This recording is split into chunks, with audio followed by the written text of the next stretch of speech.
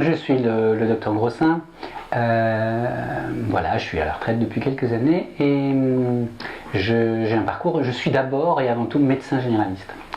Le fait d'être médecin généraliste me plaît beaucoup dans la prise en charge de ce syndrome d'Ehlers-Danlos, parce que ce n'est pas d'une spécialité dont il s'agit, mais effectivement de pouvoir prendre en charge beaucoup de spécialités et voir le patient dans son ensemble. C'est pour ça que être médecin généraliste, avant tout, me plaît bien pour me présenter. Je suis aussi acupuncteur, ostéopathe et psychothérapeute éventuel. Donc, médecin généraliste avant tout, oui. Spécialiste en rien, mais curieux de tout. Voilà.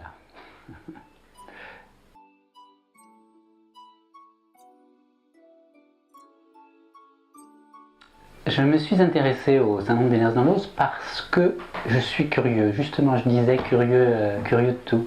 Et lorsque j'ai eu appris à prendre en charge des gens qui étaient un petit peu des fibromyalgiques plutôt sévères, j'ai cherché et je suis arrivé sur le site du professeur Ramonet qui m'a éclairé sur ce syndrome. Donc voilà. Alors après, j'ai pris contact et je suis allé à la consultation de l'Hôtel-Dieu, historique. Et là, j'ai rencontré le professeur et j'ai pu me former et petit à petit prendre en charge, comprendre le syndrome, prendre en charge, faire le certificat d'université à Créteil et me spécialiser petit à petit dans la prise en charge de ces patients.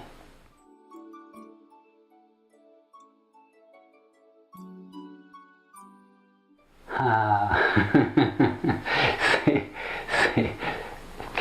c'est difficile parce que les symptômes peuvent être banaux pris isolément. Et en fait, c'est la réunion de symptômes divers qui peut l'évoquer. Mais globalement, ce sont des gens qui sont des patients, qui sont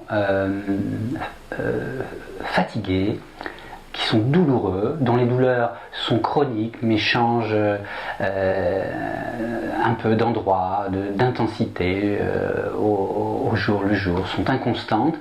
Et puis ensuite, après, il y a des signes cliniques plus voilà, de ces douleurs.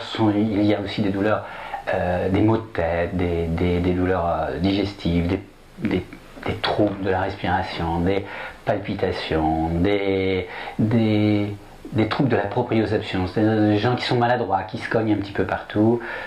Voilà, globalement. Alors il y a aussi une hyperlaxité, il y a aussi des souplesses, des problèmes de peau, mais ce qui se voit surtout, c'est la fatigue, les douleurs et l'incompréhension du corps médical. Ils disent mais c'est quoi ça, c'est quoi? Alors ils optent souvent pour une fibromyalgie, mais bon, il y a d'autres signes qui nous disent que c'est autre chose. Et puis on en viendra peut-être après. Ce qui est le plus important, c'est que lorsqu'on a ce syndrome, ou lorsqu'on l'évoque, on a une palette thérapeutique assez merveilleuse, et c'est ça ce qui m'intéresse en tant que médecin généraliste.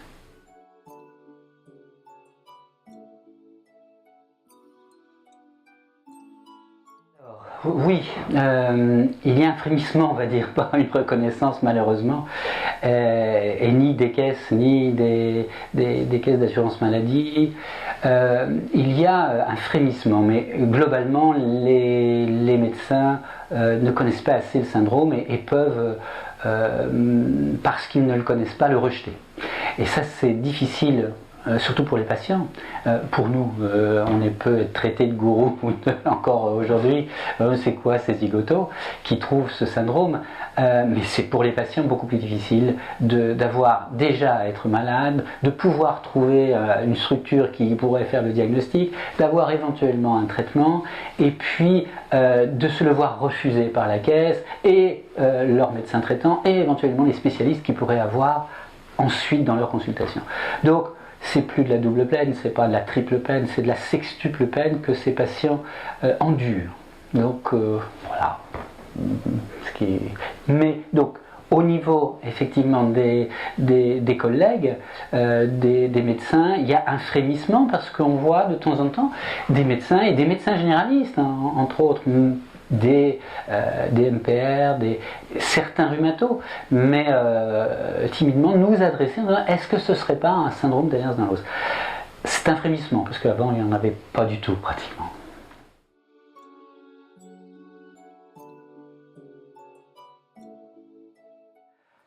C'est un peu difficile, ça vient petit à petit, il y a des formations qui sont faites, et les médecins qui sont un peu curieux, et c'est pour ça que les médecins généralistes souvent sont assez curieux, se posent des questions, ont le doute, ont l'habitude de voir les gens tous les jours, et lorsqu'on leur propose éventuellement cette solution, eh bien ils se disent ah bon, c'est quoi, peut-être qu'on pourrait un petit peu aller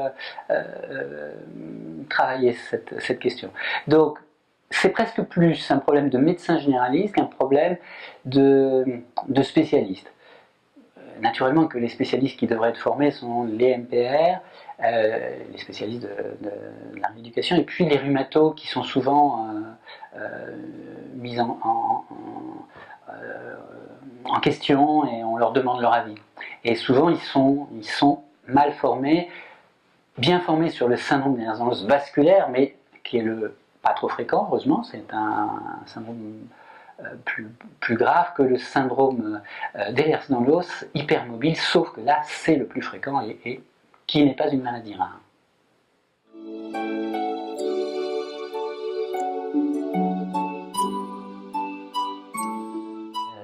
Malheureusement, non.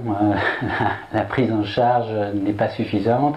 Il y a une demande de rendez-vous très importante qui n'est pas satisfaite.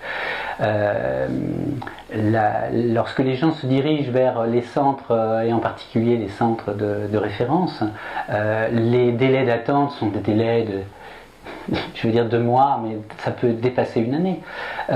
Et c'est assez insupportable pour les patients de penser qu'ils peuvent avoir ce syndrome parce que leur médecin ou leur spécialiste leur dit je pense que ça pourrait être ça, il y a des centres spécialisés, ce serait bien que vous alliez consulter. Donc ils se renseignent et tout, et n'ont pas de rendez-vous avant des mois, 1 année, pour certains centres plusieurs années.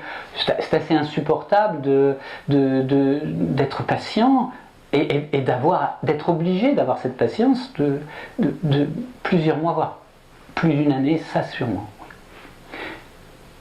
Donc il faut répondre à cette demande, à ces patients qui déjà sont, je parlais d'une sextuple peine, et dans la peine qu'ils peuvent avoir plusieurs fois répétée, c'est l'attente d'un diagnostic par des gens qui sont compétents et qui peuvent les recevoir. Et ça, c'est absolument... lorsqu'on est médecin généraliste, justement proche des gens, qu'on voit tous les jours, de se dire je vais les voir toutes les semaines, tous les mois, je vais essayer de répondre à leurs demandes, et puis de se dire que éventuellement je ne suis pas formé, je demande une consultation spécialisée, et que malgré tous les efforts que je peux faire en tant que médecin généraliste ou spécialiste, je n'aurai pas possibilité pour mes patients d'avoir un rendez-vous avant 1 an. C'est fâcheux pour le médecin, mais alors c'est ô combien douloureux en plus pour le patient, les patients.